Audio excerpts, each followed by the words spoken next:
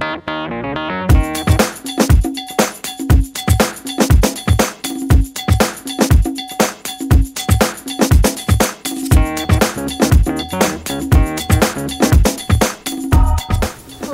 I'm Heather Krachewski with the Bill Gladstone Group of NAI-CIR. Today I'll be interviewing two local experts on what they've seen in the past 90 days for the Harrisburg commercial real estate market. They will also give us their predictions for what we will see to come as we enter the third quarter of 2011. Our first expert is Bill Gladstone, principal of the Bill Gladstone Group of NAI-CIR. He has been active in commercial and industrial real estate in the Harrisburg area for nearly 25 years. Hi, Bill. Thanks for joining us today. Thanks, Heather. It's nice being here with you. So, what is your take on the office market activity during the second quarter of this year? I think, Heather, that the market is actually improving. I don't know that you could go out there and see it visibly improving today, tomorrow, or whatever, but I do think that it's actually starting to make a steady climb back up. You know, we have right now in the suburbs probably about 12 to 13 million square feet of space, and in its downtown we probably have about 5 million square feet of space. We have a vacancy rate based on that square footage of probably about 8.5% to 9.5% in the suburbs. We probably have a vacancy in the city of about 8 to 9%. Those are higher than normal, but they're certainly less than they were in 2010. So I do think things are starting to stabilize and they're starting to inch up slightly as far as a recovery.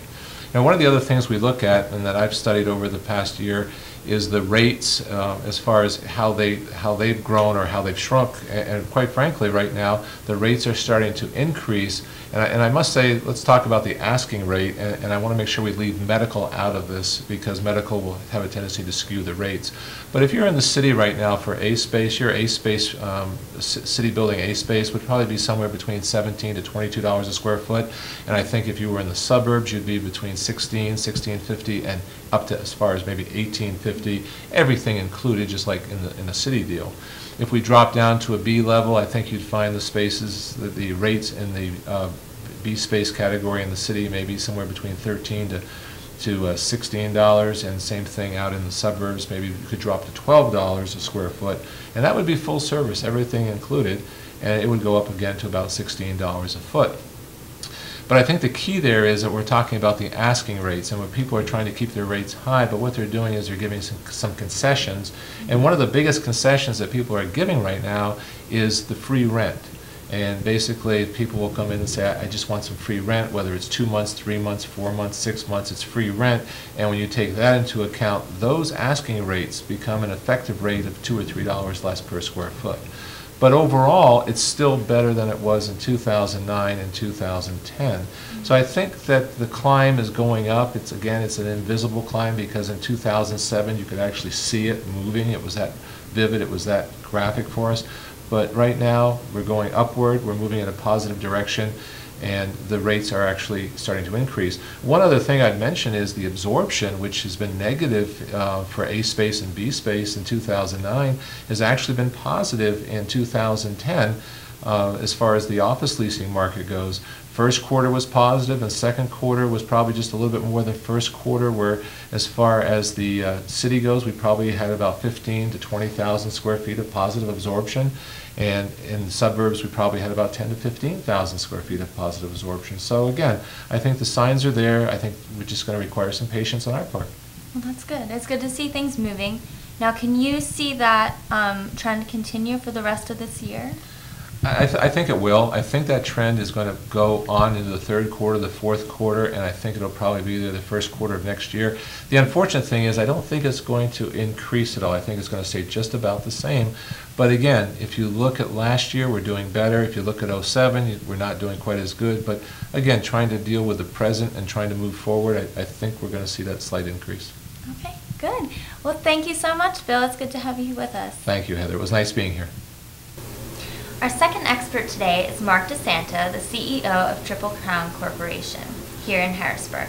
Triple Crown is a second-generation builder, developer, and property management company that was founded in 1977. They are committed to providing their customers with excellent construction, land acquisition, development, and property management services on time, every time.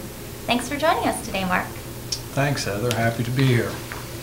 So, it appears that a lot of people, including Triple Crown Corporation, are looking to get into developing opportunities in the apartment arena. Is that true? Yes, we're seeing a lot of activity in the apartment market. It's probably one of the most preferred real estate asset classes, and a lot of dollars are chasing it, and it's happening on a local level as well as a regional level. So what's driving this demand in such a weak market?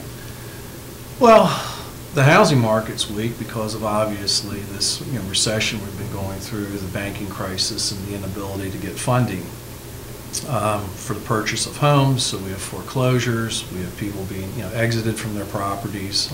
We're having people making decisions that maybe housing is not the best investment for them as they become they move, as their job goes forward. So there's a significant amount of people that are forced back to the rental housing market, and in addition, some people who want to buy just can't get the money to buy. So we're seeing the housing crisis, the financial crisis, and we're seeing demographics. People continue to get married, have families, household formations, and they need a place to live, and the apartment market answers that question. Right. Well, how long can we expect this trend to continue? We would expect to see a very strong apartment market for at least the next 3 years. Okay. All right. Well, so if I wanted to become a developer and get into this apartment arena, how much could I expect to pay per unit for something that's already, construction is already existing?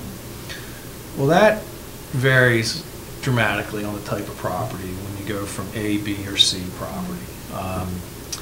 Everything's driven by a capitalization rate, and in the apartment arena, we are seeing cap rates being compressed to the lowest levels I've ever seen. We have seen some properties in very A locations in CBDs like Philadelphia or Washington, D.C., those cap rates going down to 5%. We've even seen some sub-5, which is very hard to believe. Probably in this marketplace, we're seeing caps around 7%, anywhere from 6 to 8, depending on what the asset class is.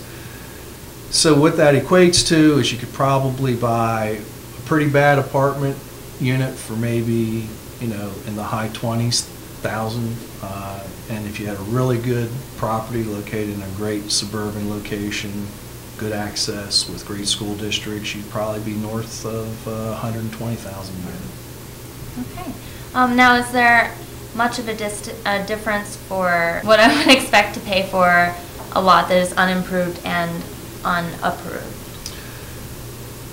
That's a tough question today because there's so many, raw land just really isn't selling right now. There's so many opportunities to acquire assets that are distressed or bank owned. 3 years ago, you'd probably be talking about $15,000 a unit for raw ground. Today, I don't think anybody could pay much north of 10, and probably see some valuations, down around 5,000. So raw ground's tough to sell. Existing assets with existing cash flows are what's in demand today. Okay. Are there typical off-site costs that one would have to factor in? Well, off-site costs are just very project specific. You really can't say it's going to be this or that. If you have a big off-site cost that you have to improve an intersection or put a red light in, you're going to pay a lot less for your ground. Only in municipalities where they would have traffic impact legislation, impact fees, and we have not dealt with that in the central Pennsylvania area. We are looking at an asset in Delaware, and they do have impact fees, and that's $5,500 a unit that you have to pay for off-site improvements. It's a defined impact fee, and it's defined by legislation. So it's a widely variable number. It's always different, I guess. So we're talking a lot about cost. What about financing? What do lenders look for if you want to be a developer for an apartment project? Well, typically you're going to have at least 20% down to make an acquisition or do the development from ground up. But money's just not what's going to get it done today. You have to have, a team that's very experienced if you're going to do development with, dealing with the infrastructure costs, the plan approval aspect, all of the new EPA and NPDES permit requirements.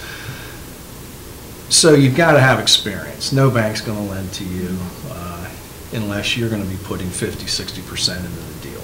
If you're acquiring an existing asset with cash flow, you're still going to need 20% down. You're going to need a great management team, a good management team that you can deliver on the pro forma you present to the bank. But rates are very good now. They're the lowest we've seen in my 25 years in the business, and we see rates only going one way, and that's eventually moving back up. So if you can get into the game now and get financed, you're probably in a pretty good position to take advantage of continued demand, as we said, for the next 3 years, rising rents, and ability to have a pretty good asset class. Okay, good. All right, well, thanks, Mark. It's been a pleasure having you with us today. Well, Heather, thanks for having me. I enjoyed it. Thanks for watching. If you would like more information on anything you heard today, please visit us at billgladstone.com. And now, we look forward to the next 90 days.